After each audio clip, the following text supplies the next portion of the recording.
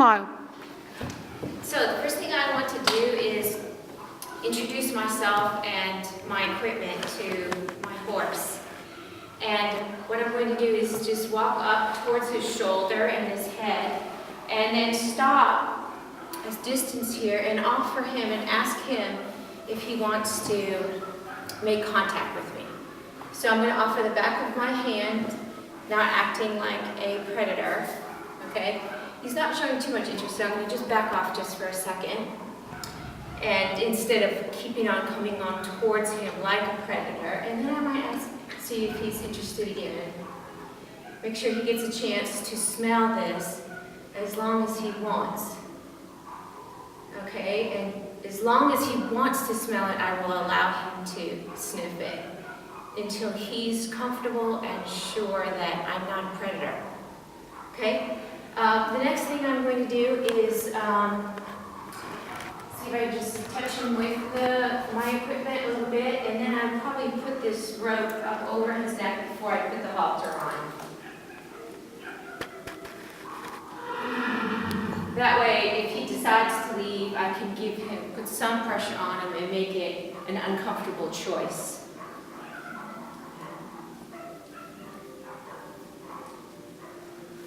So I'm going to ask him to partner with me here a little bit and come towards me, ask him to lower his head just a little bit, and I've got my fingers on the other side of his head. I'm just putting a little bit of pressure on, release, pressure, release, pressure, until he kind of gives me his head like that, in partner, like a partner would, okay?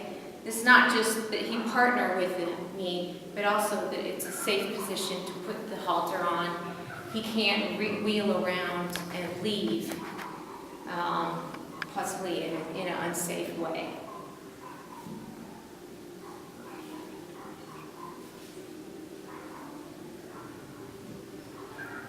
Okay. Second thing I want to do is show how to pick up the feet. Okay. So I like to just ask my horse with some sort of signal at first, instead of putting immediate pressure and making immediate contact with him. So I might give him just a little cue, some sort of sound, like, or a snap of the fingers. And if he doesn't, when he doesn't respond to that, I'll reach down here, behind here, where the horse's chestnut is, and you can see he's already ready to pick up the foot. He's already got relaxed, taken the weight off the foot, and starting to pick up his foot. So the chestnut here, если ты можешь поближе показать, что это такое каштан, is right here on the inside of his upper front leg, and if I twist that gently, generally most horses will lift their foot. Now, as soon as he even starts taking weight off of that foot, I will release. I'll take my hand away. And then that encourages him to pick it up even faster, and it encourages him to learn my verbal cue that I gave first as well. So I'll ask again, the snap. There's some response there, so I'll just wait. Yeah, and there's the foot, okay? And so one of the reasons why I want to do that is also I'm encouraging like a partnership instead of just forcing him to pick the foot up. Okay, so as I go to the back, we're going to pick up the back foot now. I'm going to just make sure that I have a good length of rope here, that I can feel him, what he's doing on the end of that rope. Okay, this allows me to be able to pick up his feet without having to tie him up. If I tie him up and he becomes concerned or upset about having his feet picked up, then we can get him in trouble, and he may pull back, sit back on the cross ties. So I can do this just having the rope in one hand. I'm going to have it in my outside hand. I'm going to use my inside hand to ask the horse to pick his foot up. Okay, here again, I'm going to come down with my hand, making sure he's okay. He's okay with me being here in the spot, And all the time, I've got the corner of my eye on his head too, also watching his behavior and his reaction. So here, I'm going to come down to the cap of the hawk and just gently squeeze my thumb and forefinger together, like that. Okay, there, you can see him, he's taken his weight off and started to pick up his foot. As soon as I see any change in his weight, I'm going to release the pressure and reward him also by rubbing him, okay? Again, this way is safe for him and safe for me too. I can get out of the way at any moment if he decides that he's very worried about that, yeah. And then also, he's not tempted to feel like he's in a trap, that I've got him on the cross ties and I've got his leg in a vice hold and he has nowhere to go but to fight for his life. So I don't want to put him in that position. So I'm going to ask again, squeeze, release, and yeah, and there it is. And I can clean out his foot or whatever I need to do. Okay, still? Yes. So right now I want to talk about my position in relation to his body. How I position my body in relation to his is very important in terms of being able to affect his movement. So actually, my body represents some form of pressure. If I'm relaxed and I'm just moving forward here with him, in step with him, and my eyes are down, he is also going to be relaxed and just continue on in his movement. If I want to close his movement, I'm going to kind of, you can say, close the door in front of him. And my first sign that I'm going to give him, which means that I want him to stop and that there's going to be a door up there, is just to turn towards him. Because the next thing that he'll experience if he doesn't stop is that I'm going to back up into his space where he cannot go any further and he won't have any choice but to fall through. So when he feels pressure on the front part of his body, he's going to tend to slow down and even stop. If I put more pressure on the back half of his body, and you can draw a line right down the middle of him, if I put more pressure behind that center line, he will move forward and move forward at a faster pace. So I can control his speed from here, and I can control his slowing down from this side. So here I'm going to try to show you this, okay? First I'm just going to turn towards him. Okay, he sees that. I'm going to start to move more in front of him, in front of that center line, and he stopped. He felt that pressure. Did you see that? Okay. So now, if I put more pressure on the hind end, behind this line, maybe wave my arm, even walk faster, I'm going to get him to speed up. Okay. So, and again, ask him to stop. I'm going to kind of step in front of that center line. I asked him to walk. See if I can ask him to stop. Very good. Okay, so that's good for that. Okay, so now I want to show you 3 different ways to block your horse. And I'm going to use my lovely assistant, Nina, here today, who's volunteered to be my horse, because I don't want to be blocking my horse unfairly. So what I'm going to do is show you 3 different blocks. These are blocks that help the horse understand that he must respect your space.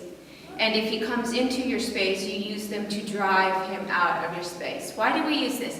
This is something that horses use with each other in the herd, so it's very natural, and they establish leadership through establishing their boundaries. So this is an important thing for you to be able to do with your horse, so that he understands that you're the leader and that he must respect your space. This is also not just important to develop respect between you and your horse, but also for your own safety. So, one thing that I can do is just to wiggle my rope here. And if my horse doesn't hear that, I can get louder. There's your kind of show. Okay? And louder. And louder. And even my horse behind me is getting worried about that. Yes. Okay. So, I need to be able to use as little, can you see the rope on the floor? Yeah, as little pressure as necessary, okay? As little pressure as possible, but as much as necessary to make that horse understand that he needs to move out of my space. Yeah. Okay, so another way that I can drive a horse out of my space is to use the tail of my lead rope here. And just swinging it at him. I like to swing from underneath so that I don't hit the horse inadvertently in the eye. So swing from underneath, and if he steps into my space, he will hit himself with the end of the rope. Yeah. Again, I'm going to make myself kind of big, okay, and not relaxed. And I'm going to open my eyes kind of big, and I'm going to stay calm. Which is very important because the leader never gets emotionally upset. He stays calm, but I'm going to be assertive and insist that he stay out of my space.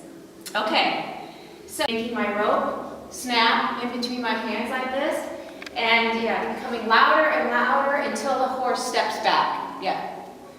So that's 3 methods how we want to do that. Now, another thing I want to explain is like the principle of using as little pressure as possible to move your horse, but using as much and getting as loud as necessary to get him to move his feet back. Okay, thank you. Okay, so now I want to show you kind of a friendly game that you would use when you first start with the horse, just to prove to him that you're not a predator and to see that he accepts you in every part of his body. So I'm going to start with this light, rhythmic motion with my rope up over him, over his neck, over his back. And I'm using some rhythm here, which helps the horse be comfortable and calm. And also, it's kind of an approach and retreat as well, using that principle. So I want to see that he accepts this rope all over his whole body, and I'm watching his reaction to make sure that he's okay. And then if I have any problem areas, I'll go back and work with those and develop the trust that I need in those parts too. And that will help build our trust in our relationship here. I want to be able to get under his tail. Is he okay with that? How does he feel about the rope coming up over his face? Okay, every instrument and tool that I use on my horse will be more or less an extension of my hand, and I want him to trust my hand and trust that I'm not going to hurt him unfairly. So I'll even see if I can get in his mouth. He allows me to get here. So I'll see if I can get a little further. Yeah, will he allow me to do that? Okay, will he allow me to rub his ears? Yeah, bring my hand. So, and make sure that I play the game on both sides. Yeah. Okay. So, this particular horse had some issues with the lunge whip. And so, first thing I'm going to do is I also want him to respect this, but I want him to trust it. He's had some trust issues, so I'm just going to offer this to him Allow him to sniff it as long as he likes.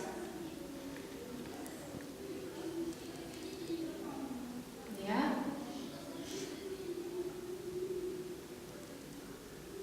Okay. And then again, I'm just going to start playing a friendly game.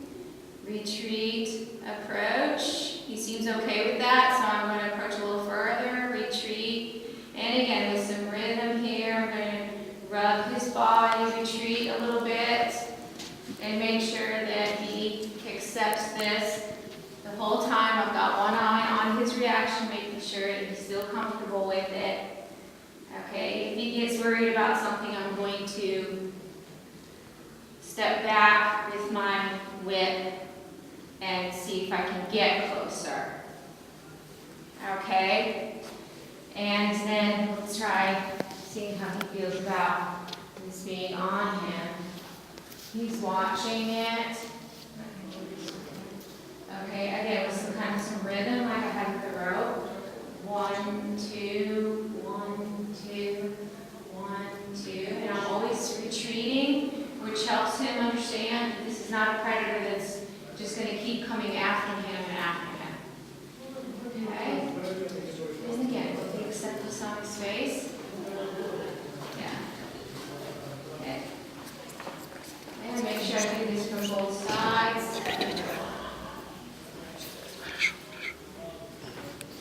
And he's very relaxed and accepting of his whip. So that's good. Okay, so now I'm going to check to see that my horse is with me, but lead him forward and ask him to stay with me no matter which direction that I move in. So as I walk on, I'm going to prepare him that I'm about to do something just by lifting my energy, taking a breath, and marching on. If I feel him at the end of the rope, then I'm going to give some little quick pressures and not look at him, but be the leader and keep my focus. When I stop, I'm going to relax so he understands that that means also to stop. Okay, and then when I lift my energy again, he's going to be ready that something else is going to be asked him. And as I walk backwards, I expect him to walk backwards with me also. If he doesn't, I'm going to start wiggling my rope. Okay. Stop. Walk on. And he should be with me. So I felt him take some of the slack out of the rope, but not all of the slack out of the rope. So that's pretty good. And we'll show some backwards, just some direct pressure here. Okay, I'm just pressing on the hair here. And that's what I want. If I feel that he stops, I'm going to add some more pressure, skin, muscle, and bone even, if I need to. Okay?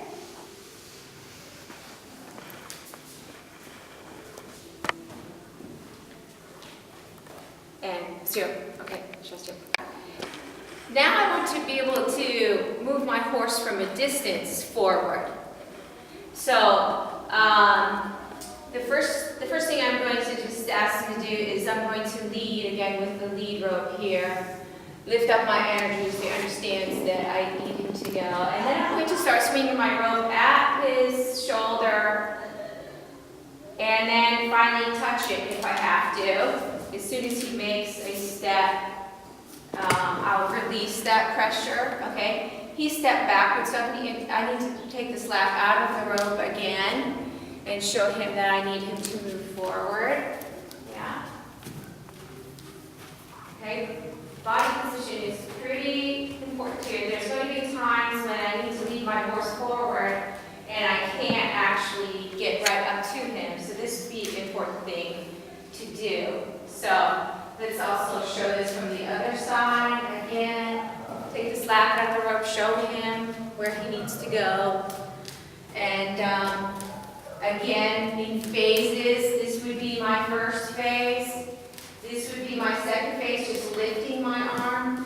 Third phase would already be swinging it. And fourth phase would be to already go ahead and make contact with his shoulder. Okay, next thing we may need to be able to do is, oh, let's see, let's show that I can stop him and also back up, excuse me, on his circle. So if I need him to stop, and he's moving forward here and I'm at a distance, I can close this door with my body, but I can also use my rope, just by. Okay, so now I want to back him up, maybe just from right in front of me here, and I'm going to use some phases at first, just a phase that doesn't include any pressure, but some body language here. If I needed to, I could wiggle my rope here, and then wiggle my elbow, and then wiggle my whole arm if I needed to. Okay, he's played this game before, so he was willing to go back. Okay, so then I need to be able to ask him to come back to me. And so what I'm going to do is just with open hands without pressure, I'm just going to make this motion and use some rhythm here, and slowly I'm going to start to take the slack out of the rope, and I'm going to start to close my fingers on the rope. As soon as he starts moving, I'm going to open my hands again and continue the motion with open hands. We'll repeat the process, okay? And there, I reward him with release of pressure and with a little rub on the head here. And this makes this place a good place to be near me. So I want him to be able to understand that command to that then later from the saddle. So I'm going to position myself back here at the shoulders, because Nora would be up here also. And I'm going to ask him just to bring just his head around. So I'm going to apply the pressure slowly, maybe by fingers. So I got my first finger shut, then my third finger, my fourth finger. When he yields a little bit, I will open all my fingers quickly. Okay, close the fingers again, slowly. There's a little yield, okay? So I like this to be soft and smooth. Apply pressure slowly, release it quickly, and then give him a reward here for that. So that's good. Let's see if we can get this equally on the other side. A little protest there, okay? So again, I'm here. I'm going to start to take the slack out of the rope by closing my fingers slowly. There's a little yield, open the fingers. Okay, don't want him to go backwards, so I'm just going to stay with him if he goes backwards, and he will understand that that's not what I wanted. Okay, then when he stops, I'll give him a rub, and we'll start over again. So again, that's right, okay. Reward him just a little bit, and then ask him for just a little further. Each little centimeter or inch or whatever he gives me, I'm going to reward. And then there you go. Okay, as soon as he gives it, I'll give him a rub.